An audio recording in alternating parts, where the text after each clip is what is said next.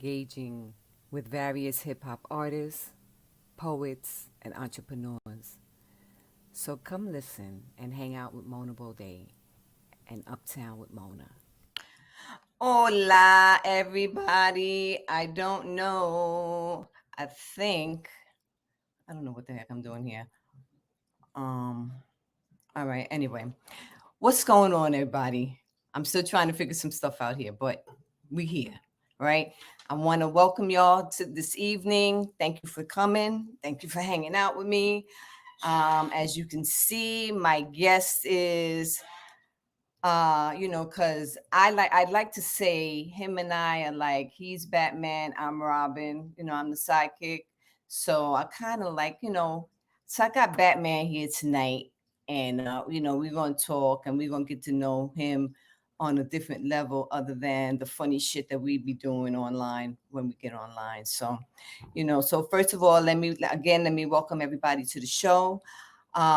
Feel free to, if you want to donate to Uptown with Mona, you can at Miss Baudet 125 on Instagram and Mona Baudet on Zelle. You can Zelle me also. If you want to if you need sponsorship, I'm your girl. Hit me up and we'll talk about that. So now, let me bring in this crazy dude, Mr. JP Justice. And yeah,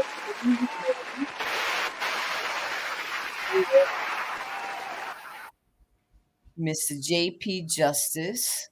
Hey, what y'all doing? Hey, this camera was on. Y'all didn't see. No, I'm joking. You're so stupid. You're so stupid. First off, let me start off by this. You are not Robin. You are not Robin to my Batman show. We are Justice League, and I never want anyone to feel inferior to what I do. No, I don't feel that way. I just feel like it's, the Batman and Robin. We're like Batman and Robin. We're like dynamic duo. We the dynamic duo, right? Okay, cool. Yeah, there we go. So, yeah. So we're here. Cards. What cards?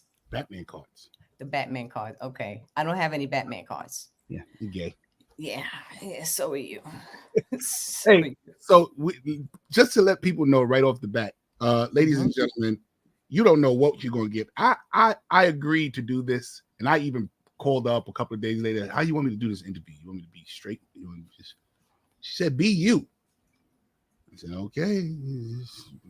You asked for this, motherfucker." No, we're not gonna be that you. We're gonna be somewhere in between, so I could do my interview. Oh yeah, okay. Because you know me, I take my shirt off, play my nipples. No, I'm joking. So I like to ask my guests first question: how was your day? Actually, yeah. Glad you asked that. My day has actually been excellent. Things that I have planned are coming to fruition. Right. So it gives me hope for something new and something greater. So my day has actually been outstanding. Thank you for asking. And how's your day? My day was pretty cool. I was food shopping, because my grandkids are coming this weekend, and I'm excited to see them because I ain't seen them in about 2 or 3 months. And they've been asking their mother when we going to see grandma, and I'm like, well, they coming this weekend, so I'm gonna be a little crazy this weekend with them. Congratulations. Congratulations. They're gonna eat me out of house and home all weekend. Shoot. You missed it. Don't listen. Them girls, I really do. I do. I miss it. These girls been home for like 2 days, and I watch my refrigerator diminish. Of course. In 2 days. 2 days. I went food shopping today, and I already know by the time they leave Sunday, all that's just gonna be gone. Gone. And whatever's left over, I usually give them a doggy bag and let them take it home, so that way their mother don't have to cook, my daughter don't have to cook, and they'll have a few extra things. Because that's what I do. That's what parents do. Loving parents. That's what we do. Right. So let me ask you this, Mr. JP Justice. I am at your beck and will. Whatever you ask, I shall answer. Thank you. How did you first get started in the comedy scene in New York City? All right. So here's what I've been telling people. I have a 34-year comedy career, but here's the craziness. I never wanted to be a comic. I never set out to be a comedian. That wasn't the plan. Mm. I did not know I would be here back in 1989. I wanted to be a radio disc jockey. I wanted to follow in the footsteps of Frankie Crocker's of course, but Chuck Leonard and Bob Slade and Pat Prescott and Dr. Bob Lee. I wanted to be a radio disc jockey. Bugsy in the morning. That's what I wanted to be. So somebody said, it's not what you know, it's who you know. Yo, just get in places, and then you'll meet people. The next thing you know. And so I said, all right. People was like, you make people funny, you make people laugh all the time, blah, blah, blah. I went to an open mic one night. He ended up putting me on last, so I ended up being in the real show and the actual show. And then next thing I know, he's telling me to come on back. Shout outs to rest in peace, Al Martin. He just died earlier this year too. So you're inspired. You were inspired by the likes of Frankie Crocker and all them cats. But that's question number 2. Might as well skip that one because you answered it. What was my inspirations? Yeah, your inspiration. Well, my inspirations in comedy is totally comedy. My inspirations in comedy was once I decided that I'm in this, I could tell you who I looked at and said, I'm better than him. Okay. I watched Bob Saget and I said, oh, I'm better. Somebody else said that. Bob Saget. I watched Bob Saget and I said, oh, I'm better than him. So if he's doing this comedy, I know I could do it. Right. So Bob Saget was my inspiration to say, I could do this. But my inspirations to being funny is Tommy Davidson. Okay. I used to like Townsend. So all those guys made me go, oh, wow, this is interesting. I wasn't and just to let people know, I'm not a Richard Pryor fanatic. Richard Pryor, I respect what he done in the business, but he's not one of mine. Of course, he's an inspiration from my inspirations, but he's not that I looked at and was like, oh my God. And I respect Eddie Murphy, and I thought Eddie Murphy was a rock star with comedy, but he wasn't someone that made me go, oh, I want to do this. Right. I understand that. Because I don't know, me personally, my favorite comedian would probably be Tommy Davidson. Is funny. That's a funny dude, man. He is hysterical. Hey, yo, let me tell you something, man. And sharp as a tack. You hear me? Yes. Sharp. So. And so who are some of your comedic influences? Right now? Yeah. The youth in comedy. I really like how I've been in the industry when the industry was the industry, that old time industry when you had to have an agent and you had to have someone to represent you, to seeing what it's become now. That's so inspired by how these young comics and these young entertainers now have the opportunity of taking their career in their own hands and making big moves with it. So the youth is very first off inspiration to me. And it's different. It's different than it was back in the day. Yeah. No. I'm answering. I'm on Instagram Live and people are asking me questions and I'm trying to no. It's way different than it was back in the days. Back in the days, you needed a gatekeeper. You don't need a gatekeeper now. You can pitch straight to the people. What up, Lori? Hey, Lori. You can pitch straight to the people. You know what I'm saying? Paul Moody's a great guy too. I love Paul Moody's freedom. Paul Mooney was more of a political. Yeah, as far as I'm concerned, he's very political. God bless him. His freedom in comedy is something that everyone needs to. But he paid for his freedom because he never made the success that he wanted to make. He never made success, but he had the freedom to do what he wanted to do. So you get this, but you sacrifice this. So are you willing to give up? He never hit that major stardom. He's still an underground legend, and a lot of people know him, and millions of people know him, but he never made that A-list kind of comedy thing. He never made it to there, but he had the freedom to saying and doing what he wanted. Right. So how would you describe your comedic style? I heard Seinfeld say this, and I'm agreeing with him more and more. The amount of years that you are in comedy is the maturity you are in comedy. So in Okay. comedy, I'm 34 years old. Mm-hmm. I'm at that point where I'm going to do what I want to do on stage. I'm going to say what I want to say on stage. I clear it up with my audience that put your seatbelt on. If you came here and you know who I am, then you know who I'm going to be. Right. And I don't plan to be anyone short of who I am. So in comedy, I'm observational. I Mm-hmm. still have an imagination. I Mm-hmm. got a story. I got a story to tell. I want to not only I want to tell you younger people a story, but I also want to warn you about the pitfalls and the perils of this. So Mm-hmm. my comedy is all of that. I'm a Okay. whistleblower. I'm a whistleblower. Yeah. Listen, you talking to me or you talking to them? Okay, my bad. I stop. So, question number 5. What sets you apart from other comedians in the New York City scene? I do what I want. Mm-hmm. Period. Mm-hmm. Nobody tells me what to do around here, and once again, I paid for that as well, because now people don't know how to approach me, and people don't know how to blah blah blah and work along with me. People don't realize that I'm a team player all the Right. way. Once I say I'm on, I'm on. Pause. Mm-hmm. Once I say I'm on. But I'm not gonna. You're gonna pay me fairly. You're not gonna pay me what you want to pay me. I'm not gonna take the underhand. I'm not gonna do all the work. And if I do all the work, then it's my project. So then I'm going to do what I want to do. Exactly. I agree. I definitely agree. Mm-hmm.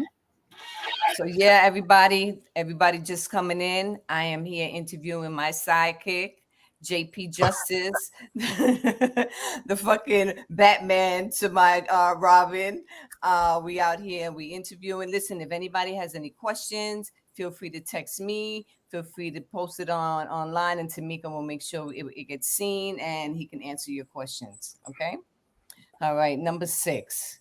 Can you walk us through your creative process when writing new material? Sure. Stupid. Yeah.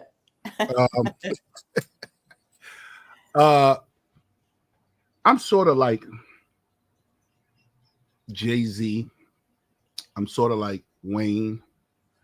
I'm sort of like Biggie. Mm-hmm. Whereas I don't need to write every little thing down. Mm-hmm. I know the process of a joke. I know the process of laughter.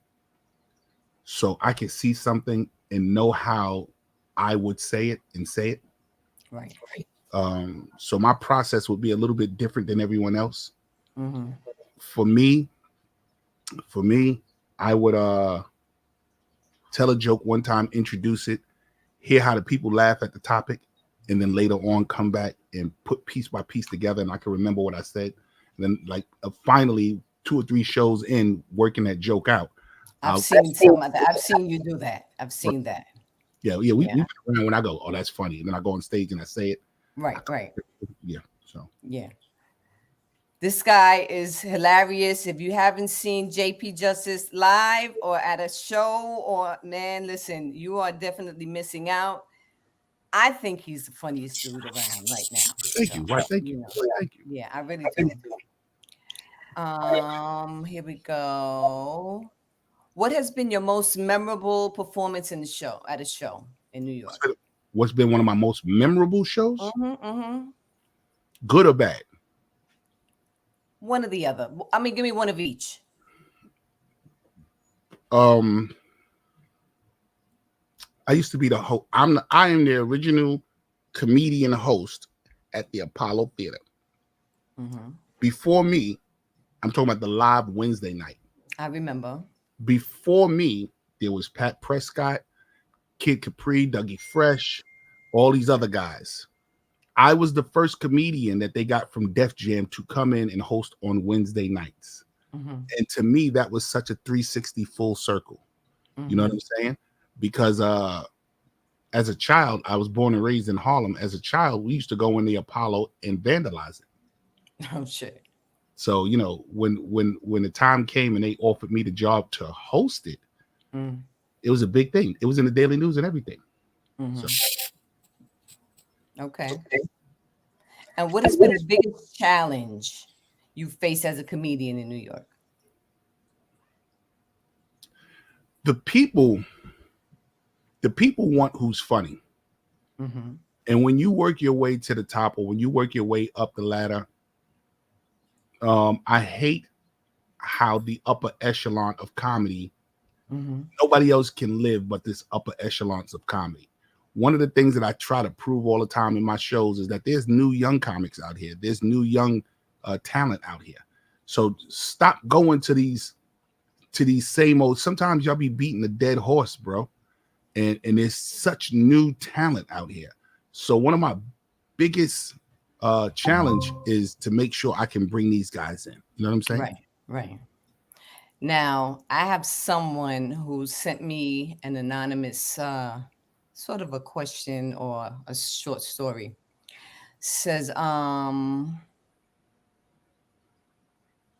when you were on the road, did you ever play tricks on each other?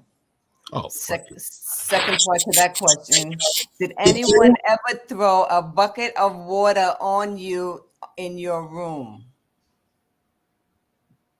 We listen. So we used to. I'm quite sure it has happened. I'm not even gonna say no, but some of the funniest times and some of the best times, man, is when I used to go out on the road with my boys. Once you become a headliner, comedy becomes so different because now you're separated from the team that you came up with. So Right. when I came up with Brooklyn Mike, A.G. White, Drew Frazier, Freddie Ricks, Capital J, Hmm. Flex, all these guys, we would be on the road together, man, and no telling what would happen. All kind of room tricks. I do remember it was a lot of water tricks, but I do remember uh, somebody getting their bed soaked. And what made me laugh so hard is that they put the bed back together, so they didn't know that the bed was wet. And then all of a sudden, late night, you heard, "What the fuck, yo?" Hey, Lorraine. But I am more than sure I've gotten water splashed on me. I am more than sure that I was the butt of jokes because that's all it was when you on the Oh, road. well, I heard a different story, but okay, thank you for Tell telling me- that story. But I heard a different story. No, I'm Huh? quite sure. I'm quite sure I got water thrown on me. Uh-huh. I'm quite So sure I how have. how do you handle hecklers or difficult audience members during your show? As an At some point in my career, when I first started, we started at the Uptown Comedy Club, and the Mm-hmm. Uptown Comedy Club trains pit bulls. Right. You're not going to take my show from me, my minutes. Hell no. So back in the day, someone would say something, man, I go so goddamn hard. They dead grandmama wake up and go, God damn. Uh, Mm-hmm. but then as I gotten older, I've learned how to just outwit them, out funny them. Or even if their joint is funny, pause. Oh wow, pause.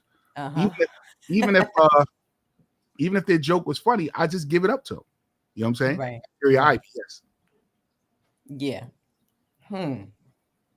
Have you ever experienced stage fright? And if so, how do you overcome it? In the beginning, there's always stage fright. But once you got this bug, there's no such thing as stage fright. Now there was a time I was on stage and I was scared. Mm-hmm. I was doing a show for them paraplegics that got the little thing, and Shut they got up. to do their Shut mouth. up. Shut up. So they had You're me. going to hell. You're going straight Yeah, to hell, I already bro. know I'm going to hell. Listen. So they had me do a show for these paraplegic people, with the little thing in their mouth. So as I was telling my jokes, you would hear them go ha ha ha ha ha.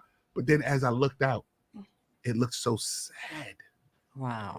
that I just jumped off the stage and I started crying like I couldn't do it. Uh-huh. I couldn't do it. So one of them wheelchair guys rolled up on in the back of the room and said, "Don't worry about it. Don't worry about it. We understand. We still love you." And I felt so bad. Oh my God. What did you do? I took the money. How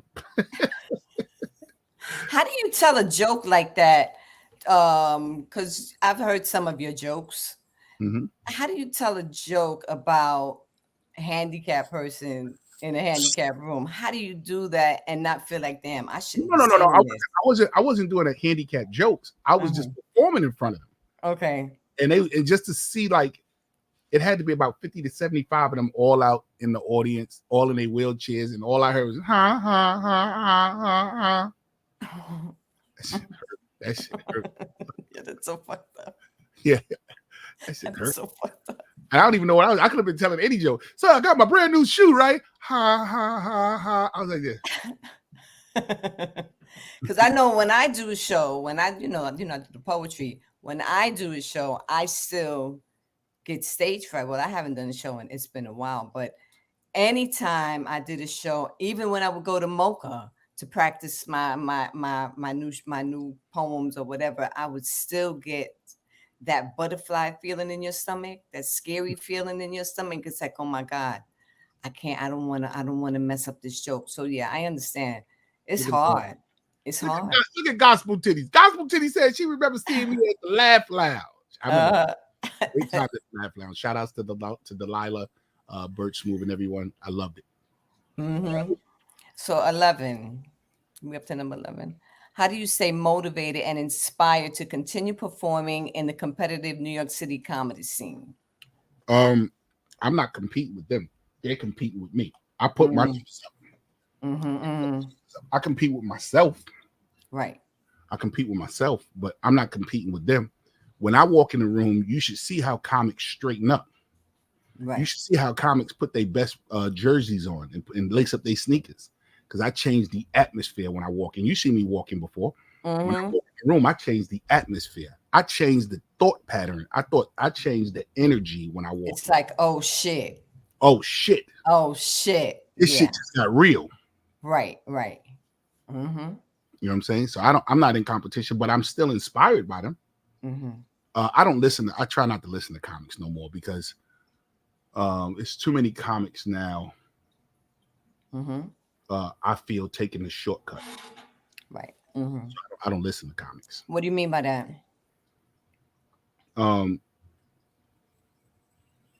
So comedians now know the finish line. They know where they can end up being. Right. They know where they can end up. You know, you can end up in movies. You can end up in here. You can end up here. They know where they can end up at. Mm-hmm. So they sort of want to skip the line and not do the process. Right. See, back in the days, we didn't know we could be movie stars. We didn't know we could be sitcom stars. We didn't know we could do none of this stuff. So we had to go through the rigmarole. And I'm not saying that because we did it, you got to do it. I'm not saying that. But what I am saying is I watch comics. Mm-hmm. Just want to take the shortcut. And there's no shortcut to this when you're true to the art. Right. So how has the New York City comedy scene evolved since you first started performing 30-something years ago? Hey, tell these white people to get the fuck up out of here. 1 or 2 white people in the black comedy scene is fine.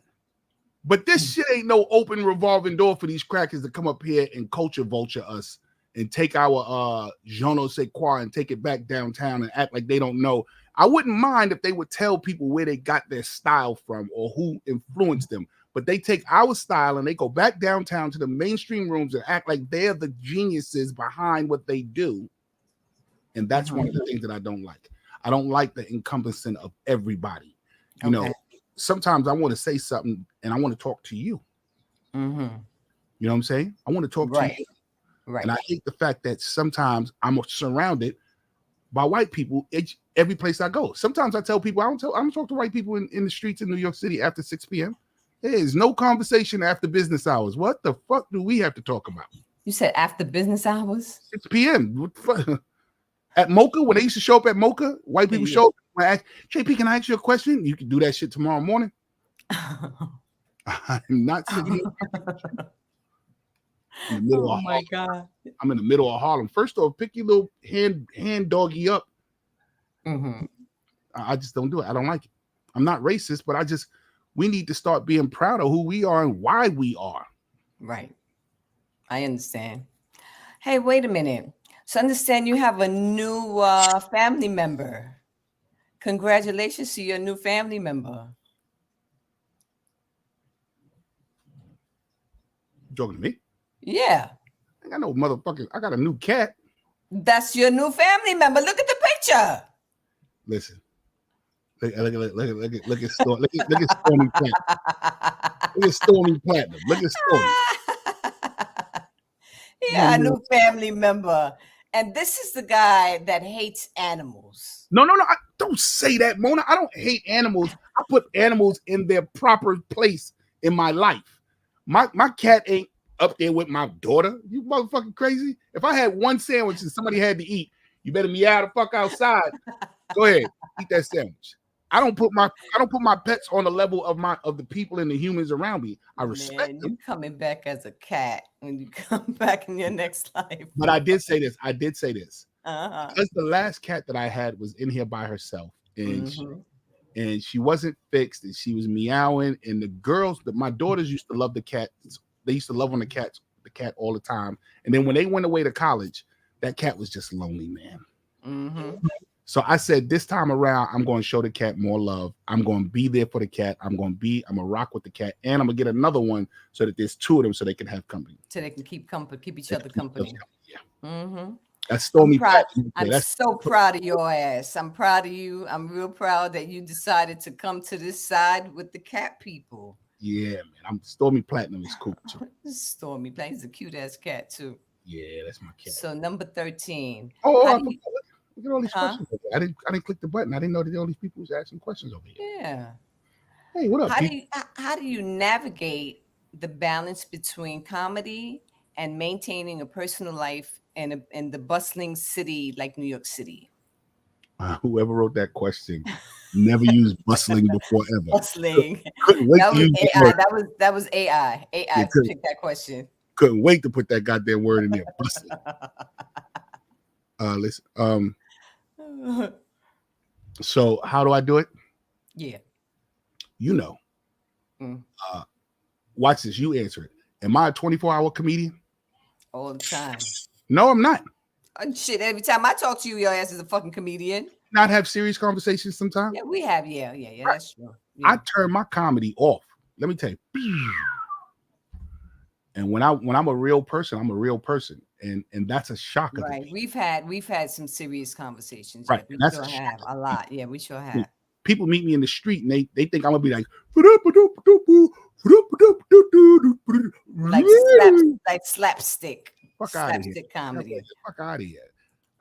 I'm a real person. I'm funny when I'm funny, and when I'm not funny, and when I'm not on stage, or if I don't chill, I don't want to.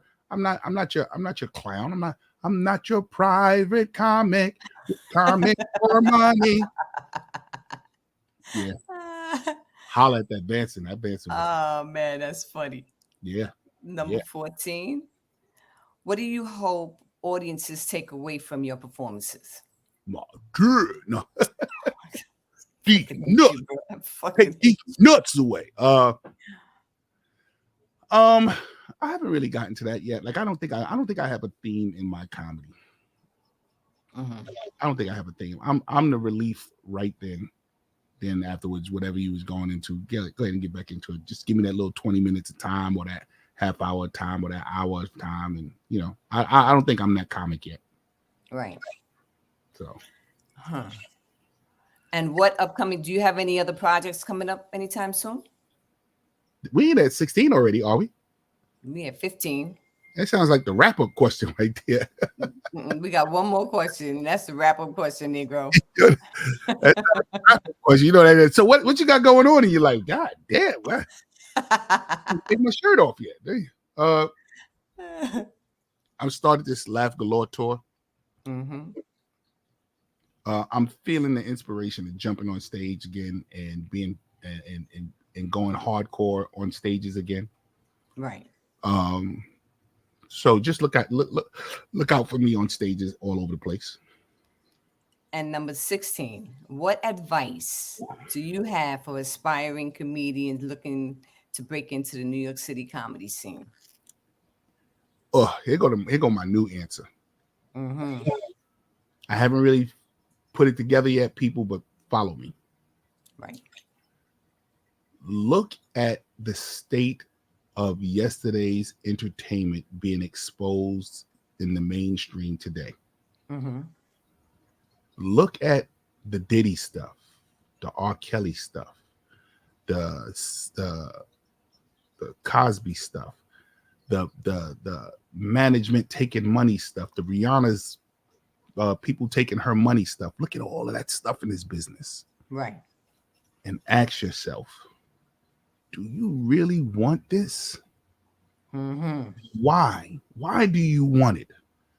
Is there another way to obtain the success you want than getting in this entertainment business? Because there's going to be morals to pay. Right. Are you willing to pay it? There's Mm-hmm. going to be sacrifices. Are you willing to sacrifice? There's going to be ups and tremendous downs. Mm-hmm. Are you willing to do that? And if you're not willing to do that, then don't. Mm. Don't. People end up drug abuse, alcohol abuse, suicide, psychotic, crazy, mental wards, hermits, because they tried to get this beast, ride this beast of entertainment. Right. And it's not as lucrative as you think, as they show you on TV. A lot of them guys got so many financial problems. Mm-hmm. Don't get it wrong. It is a lot of money involved. There is a great deal of money involved. But if you going after this for your art, one, money shouldn't factor in. So if I could give anybody any advice before inspiring, make sure this is what you want. Get yourself a well-grounded team. Get a plan together. Right. Be ready for the marathon, not the sprint. Mm-hmm. You know what I'm saying? Be ready for the marathon, not the sprint. Mm-hmm. This is a serious game, man, and this is life. And do you want it? How Right. bad do you want it? Right. So, And where can they find you at online, all over the internet? Where can they find you? glad you said online, because I was about to say, in your mama booty.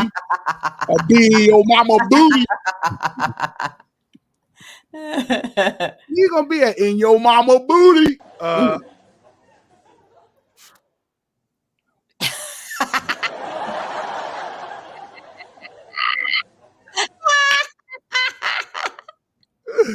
You trying out some new stuff on here, you Don't know. throw that shit out on me, goddamn it. Look, I did like this.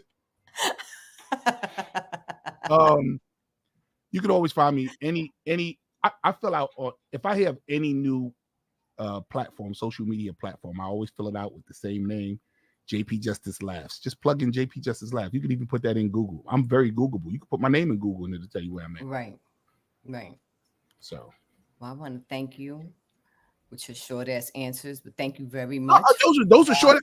I thought I was too long when I was going, oh, Jay. No, you were not long-winded. No, you had time, a lot of time.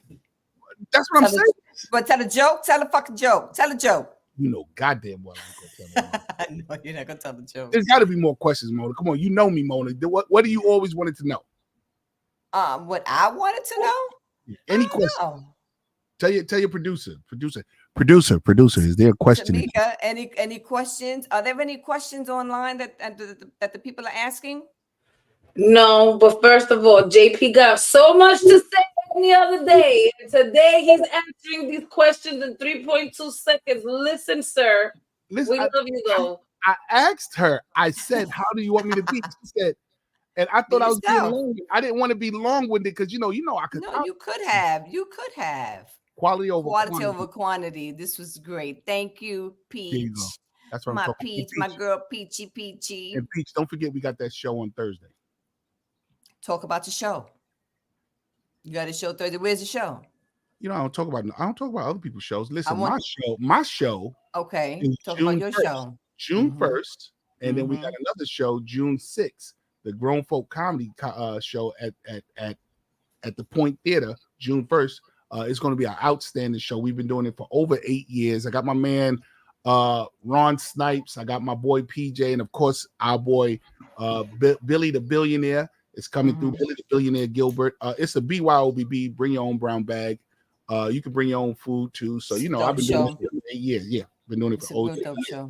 Do you regret anything in your career, opportunity-wise, that you think you missed out on? I don't regret, but it hurts now to see these guys get accolades, not the money, not the cars, not the houses, the accolades, the vanguard best, the showmanship of the best comic.